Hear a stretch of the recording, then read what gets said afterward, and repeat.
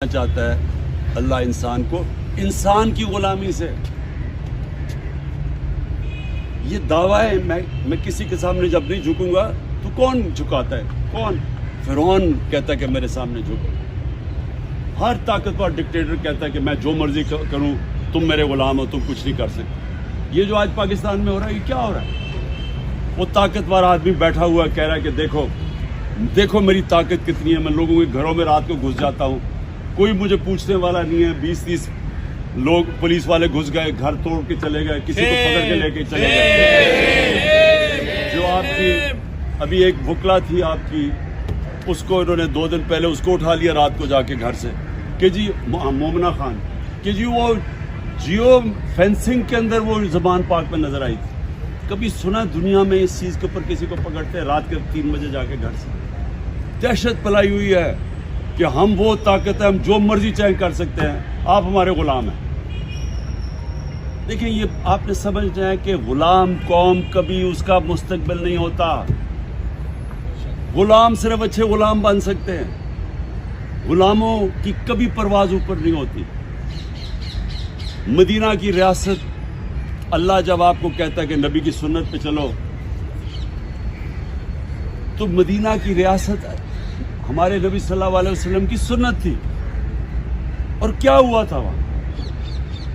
وہ ریاست میں دنیا کی تاریخ کا سب سے بڑا انقلاب آیا.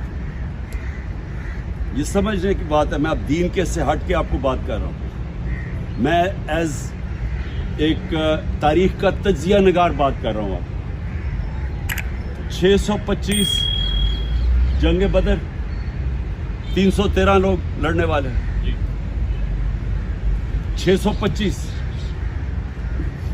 636 11 سال کے بعد یارموک کی جنگ ہوتی ہے. دنیا کی تاریخ میں، ورلڈ ہسٹری میں لکھا ہوا ہے.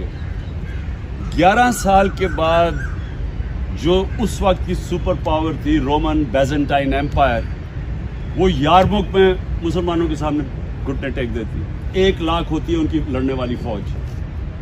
تو 1 لاکھ فوج ان کی، تو 313 سے یہ پہنچ گئے تھے میرے خیال میں 35,000 پہ.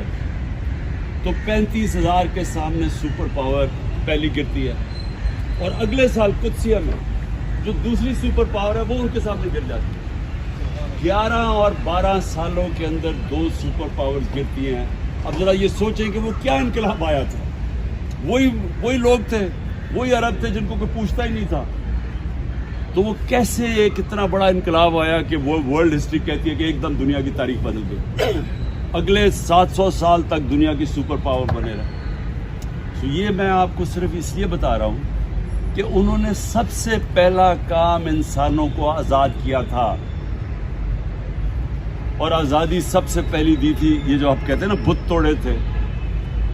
بت جو توڑے تھے وہ تو ایک تو کعبے میں بت توڑے تھے، وہ دوسرے بت بھی توڑ دیے تھے کہ ہر انسان قانون کے سامنے ایک برابر ہے.